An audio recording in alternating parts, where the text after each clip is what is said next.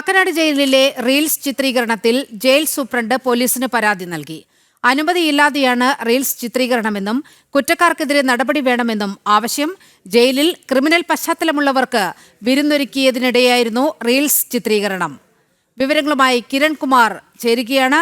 കിരൺ, എന്താണ് പോലീസിൽ നൽകിയിരിക്കുന്ന പരാതിയിൽ പറയുന്നത്?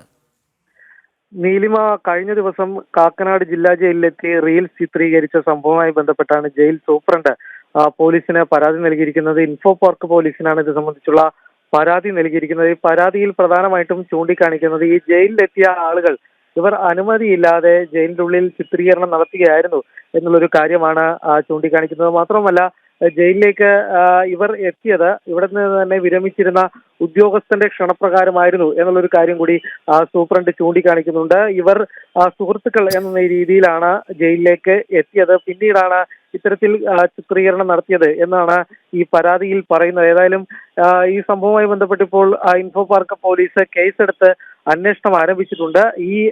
ഇവിടെ നിന്ന് വിരമിച്ചിരുന്ന ഉദ്യോഗസ്ഥനായിട്ടുള്ള ജയിലിലെ വെൽഫെയർ ഉദ്യോഗസ്ഥനായിട്ടുള്ള ആ വ്യക്തിയുടെ വിരമിക്കൽ ചടങ്ങുമായി ബന്ധപ്പെട്ടായിരുന്നു നേരത്തെ ഈ ക്രിമിനൽ പശ്ചാത്തലമുള്ള ആളുകൾ ഈ ജയിലിനുള്ളിൽ എത്തുകയും പിന്നീട് ജയിലിന്റെ ഉള്ളിൽ നിന്ന് റീൽസ് ചിത്രീകരിക്കുകയും ഇത് സമൂഹ മാധ്യമങ്ങളിൽ പങ്കുവെക്കുകയും ചെയ്തിരുന്നു. ഈ സംഭവത്തിൽ നേരത്തെ തന്നെ പോലീസിന്റെ രഹസ്യാന്വേഷണ വിഭാഗവും അന്വേഷണം ആരംഭിച്ചിരുന്നതാണ്.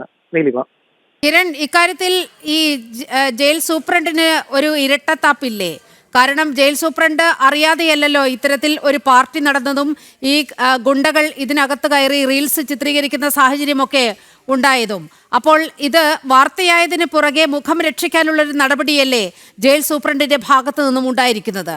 കിരൺ, നീലിമ, ജയിലിലെ വെൽഫെയർ ഓഫീസറുടെ വിരമിക്കൽ ചടങ്ങുമായി ബന്ധപ്പെട്ടായിരുന്നു ഈ ഒരു ചടങ്ങ് അവിടെ സംഘടിപ്പിച്ചിരുന്നത്. അദ്ദേഹം തന്നെ നടത്തിയിരുന്ന ഒരു ചടങ്ങായിരുന്നു. ഈ ചടങ്ങിലേക്ക് ഈ വെൽഫെയർ ഓഫീസറുടെ സുഹൃത്തുക്കൾ എന്ന രീതിയിലാണ് ഇവർ എത്തിയിരുന്നത്. ഇവർ തങ്ങളെ തെറ്റിദ്ധരിപ്പിക്കുകയായിരുന്നു എന്ന കാര്യം കൂടി അദ്ദേഹം വ്യക്തമാക്കിയിട്ടുണ്ട്. അതായത് സുഹൃത്തുക്കൾ എന്ന് മാത്രമാണ് പറഞ്ഞിരുന്നത്. ഇവരുടെ ക്രിമിനൽ പശ്ചാത്തലമൊന്നും തന്നെ പറഞ്ഞിരുന്നില്ല. ഇത്തരത്തിലൊരു ചടങ്ങായതുകൊണ്ട് തന്നെ സ്വാഭാവികമായിട്ടും ഈ ഉദ്യോഗസ്ഥന്റെ സുഹൃത്തുക്കളും ഈ ചടങ്ങിലേക്ക് വരാനുള്ള സാധ്യതയുണ്ടായിരുന്നു. ഇവർ വരികയും സാധാരണയായിട്ടുള്ള ജയിലിലെ നടപടിക്രമങ്ങൾ അനുസരിച്ച് ജയിലിലെ രജിസ്റ്ററിലടക്കം ഈ കാര്യങ്ങൾ രേഖപ്പെടുത്തുകയൊക്കെ ചെയ്തിരുന്നതാണ്.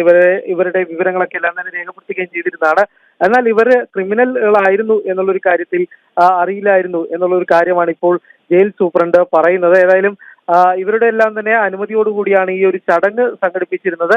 പക്ഷേ ഈ ചടങ്ങിലേക്ക് ഇവർ തെറ്റിദ്ധരിപ്പിച്ചുകൊണ്ടാണ് ഇത്തരത്തിൽ എത്തിയത് എന്നുള്ളൊരു കാര്യം തന്നെയാണ് ജയിൽ സൂപ്രണ്ട് ആരോപിക്കുന്നത്. ശരി, കിരണാണ് വിവരങ്ങൾ നൽകിയത്.